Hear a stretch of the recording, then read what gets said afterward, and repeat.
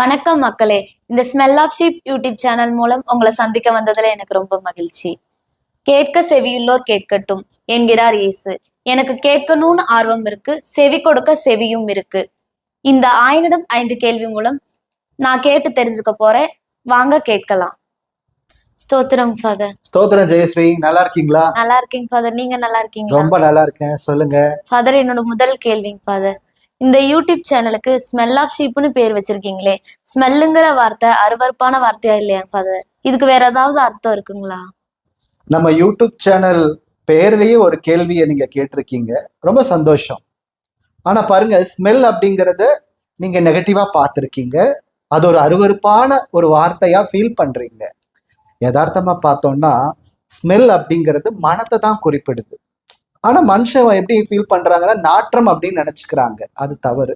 அப்படியே இருந்தாலும் நாற்றம் என்பது கூட ஒரு அழகான தமிழ் பெயர் தான். சங்க இலக்கியங்கள்ல மலரின் நாற்றம் அப்படிங்கிற வார்த்தையெல்லாம் பார்க்க முடியுது. அதற்கும் மேல நாம ஏன் நம்ம யூடியூப் சேனலுக்கு ஸ்மெல் ஆஃப் ஷீப் அப்படின்னு கொடுத்துருக்கோம்னா, ஆடுகளின் வாசனை அப்படிங்கிறத நம்ம அழுத்தி இங்க சொல்ல வரோம். சரிங்களா? வாசனை எதை குறிக்குது, அதனோட அர்த்தம் என்ன நீங்க கேட்டீங்க இல்லையா?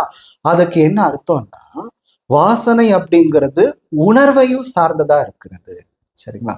ஆடுகளின் வாசனைனா ஆடுகளுக்கான உணர்வு, ஆடுகளுக்கான தேவை, நிறை, குறை அனைத்தையும் எடுத்து சொல்றதா இந்த வாசனையாக இருக்கும். குரல் மாத்திரம் அல்ல, வாசனை கூட ஒரு செய்தியை கொடுக்கும். யதார்த்தமா பார்த்தோன்னா கால்நடைகள் தங்களுடைய வாசனையை தான் வெளிப்படுத்தும். நம்மளுடைய வாசனையை அது புரிஞ்சுக்கும். ஒரு ஆயன் என்பவன் ஆடுகளுடைய வாசனை அறிந்தவனா இருக்கணும். கிறிஸ்து அதை தான் சொல்றாரு. சரிங்களா? யோவான் 13:10 நாம வாசிக்கிறோம், ஆடுகளை நான் அறிந்திருக்கிறேன், ஆடுகளும் என்னை அறிந்திருக்கின்றன. இப்ப அறிந்திருக்கிறதுனா என்ன? அதனுடைய கஷ்டம், அதனுடைய துன்பம், வேதனை, சரிங்களா, நோய்கள், இவை அனைத்தையும் இந்த வாசனையில தான் அந்த ஆட்டிலிருந்து ஒரு ஆயன் தெரிஞ்சுக்க முடியும். சரிங்களா?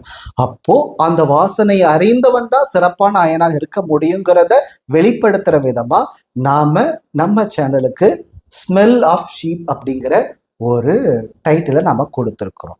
புரிஞ்சுதுங்களா?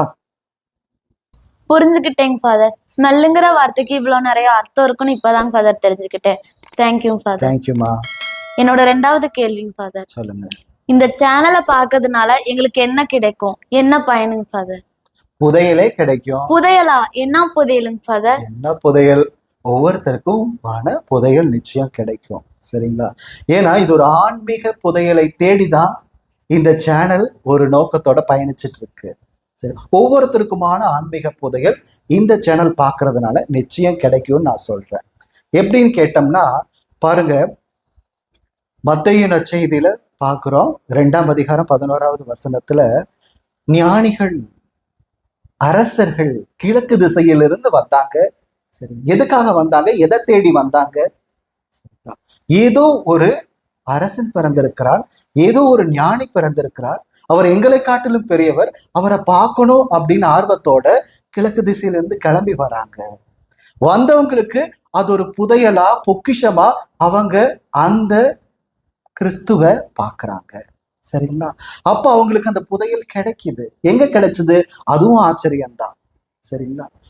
மாட்டுக்கொட்டில, சரிங்களா, இந்த ஸ்மெல்லுக்கு மத்தியில நம்ம ஆண்டவர் இயேசு கிறிஸ்துவ ஒரு பொக்கிஷமா, புதையலா அந்த மூவரும் பார்த்ததா தான் நம்ம நம்புறோம். சரிங்களா? அப்ப அந்த செகண்ட் அவங்க என்ன பண்றாங்கன்னா, தங்களிடம் இருந்த பொக்கிஷங்கள் அனைத்தையும் எடுத்து கீழே வச்சுட்டு, இதை காட்டிலும் நீங்க தான் பெரிய பொக்கிஷன்னு சொல்லி நெடுஞ்சான் கிடையாக அந்த மாட்டு குடிலிலேயே விழுந்து வணங்கினாங்கன்னு பாக்குறோம் இல்லையா? அந்த பொக்கிஷத்தை தான் இந்த யூடியூப் சேனல் மூலமா நாம அடைய போறோம். சரிங்களா? ஒவ்வொருத்தருக்குமான புதையலை இந்த சேனல் நிச்சயம் கொடுக்கும். என்ன கிடைக்கும், இதை பார்க்கறதுனால என்ன லாபம் அப்படின்னு நீங்க சொன்னீங்க இல்லையா? நிச்சயம் சொல்றேன்.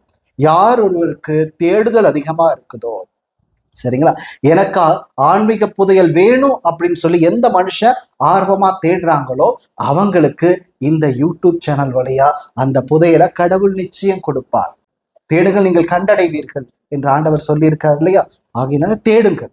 சரி, ஆர்வத்தோட தேடுங்க, வாஞ்சியோட தேடுங்க, நிச்சயமாக அந்த புதையல் உங்களுக்கு கிடைக்கும். சரிங்களா? நான் எனக்கான புதையலை தேடி போறேங்க ஃபாதர். என்னோட 3வது கேள்வி, வாழ்க்கையில பிரச்சனைகள் அதிகமா ஏற்படுது. பிரச்சனையின் போது கவலை மட்டும்தான் படுறோம். அந்த கவலையே எல்லாத்துக்கும் தீர்வாகுமாங்க ஃபாதர்? பொதுவா மனிதர்கள் அவங்க வாழ்க்கையில ஏற்படுகிற பிரச்சனைகளின் போது, வருகிற துன்பங்களின் போது கவலை மாத்திரம்தான் படுறாங்க. எதுக்காக அந்த கவலைப்படுறாங்கன்னு தெரியல. ஏன்னா கவலைப்படுறதுனால எந்த பிரயோஜனமும் இல்லை. சரிங்களா? பிறகு எதுக்கு படுறாங்கன்னா, அடுத்த மனிதருடைய அனுதாபம் வேணும், ஐயோ பாவம் அப்படின்னு சொல்லணுங்கிறதுக்காக அப்படிப்பட்ட கவலைகளை நம்ம படுறோம். இதானே யதார்த்தமா இருக்கு. சரிங்களா? ஆனா அது தவறு. ஏன்னா இயேசு கிறிஸ்து மத்தேயு 6:27 சொல்றாங்க, கவலைப்படுவதனால ஒரு மனிதர் தன்னுடைய உயரத்தோட ஒரு முழம் கூட்ட முடியுமா, குறைக்க முடியுமா? முடியாதல்லவா? பிறகு ஏன் கவலைப்படுறீங்கன்னு இயேசுநாதர் கேட்டிருக்காரு. அப்போ நாம யோசிக்கணுமா இல்லையா? ஆகையினால கவலைப்படுறதை நிப்பாட்டுவோம். வேற என்ன தீர்வு இருக்குன்னா, இருக்கு. ஒவ்வொரு பிரச்சனைகளுக்கும் தீர்வு இருக்கிறது. அதை கண்டுபிடிச்சு அதை நிவர்த்தி பண்ணுகிற போது மாத்திரமே பிரச்சனைகளிலிருந்து விலகி இருக்க முடியும். நமக்கு ஏற்படுகிற பிரச்சனை ஏதோ ஒரு காரணத்துக்காக தான் வருது. அது என்னன்னு கண்டுபிடிச்சாலே முக்காவாசி பிரச்சனைகள் போயிடும். முக்காவாசி பிரச்சனைகளுக்கு தீர்வு கண்டுபிடிச்சிடுவோம். ஆகையினால எப்பவுமே இந்த பிரச்சனை ஏன் வருது, எதுக்காக வந்தது உட்காந்து யோசிச்சு, சரிங்களா, அதுல இருந்து ஒரு தீர்வை கண்டுபிடிச்சு அதை சரி செய்யறதுதான் புத்திசாலித்தனம். ஒருபோதும் கவலைப்பட்டு கலங்கி இருக்கிறது நமக்கு எந்த விதத்திலையும் பிரயோஜனப்படாது. இனிமேல் நீங்க கவலைப்படாதீங்க. என்ன பிரச்சனை வந்தாலும் கவலைப்படாதீங்க. ஆனா வந்த பிரச்சனையை கொஞ்சம் சீரியஸா எடுத்துக்கிட்டு யோசனை பண்ணி இது எதனால வந்துச்சு, இது எப்படி சரி செய்யறதுன்னு உட்காந்து சிந்திச்சு பார்த்தோம்னா அதற்கான தீர்வு கிடைக்கும். அப்போ அந்த தீர்வு கிடைச்சதுக்கு அப்புறம் நம்ம பிரச்சனைகள்ல இருந்து நம்ம விடுபடுறதுக்கு வாய்ப்பு இருக்கு. சரிங்களா? சரிங்க ஃபாதர். இனி கவலைப்படுறதை விட்டுட்டு நிரந்தர தீர்வை தேடி போறேன். என்னோட 4வது கேள்வி, மன நிம்மதி இல்லாம நிறைய பேர் இருக்காங்க. ஏன் ஒரு சில நேரத்துல நானே மன நிம்மதி இல்லாம இருக்கேன். அந்த நேரத்துல ரொம்ப கஷ்டப்படுறோம். எதனால மன நிம்மதி இல்லாம ஆகுதுங்க ஃபாதர்? மன நிம்மதி இல்லாமைக்கு காரணம் என்னன்னு கேக்குறீங்க இல்லைங்களா? பாருங்க, மன நிறைவு இருந்துச்சுன்னா நிச்சயம் மன நிம்மதியும் இருக்கும். ஆனா மனுஷனுக்கு நிறைவுங்கிறதே இல்லை. சரிங்களா? எவ்வளவு கிடைச்சாலும் போதாதுங்கிற ஒரு மனப்பான்மை இருக்கு. அது தவறு. சரிங்களா? மன நிறைவோட வாழ கத்துக்கணும். சரிங்களா? எபிரேயர் 13:5 நம்ம வாசிக்கிறோம், பொருளாசையை விலக்கி உள்ளது போதுமென்று இருங்கள் அப்படின்னு விவிலியா கத்துக் கொடுக்குது. அப்போ நமக்கு இறைவன் கொடுத்தது எவ்வளவோ அதை வச்சு நிறைவோட வாழ்றதுக்கு நாம கத்துக்கணும். சரிங்க? அப்போ எந்த பிரச்சனைகளும் இருக்காது.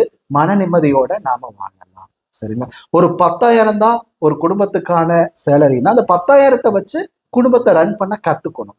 அதற்குள்ளாக நிம்மதியும் சமாதானத்தையும் மகிழ்ச்சியும் உண்டு பண்றதுதான் புத்திசாலித்தனம்.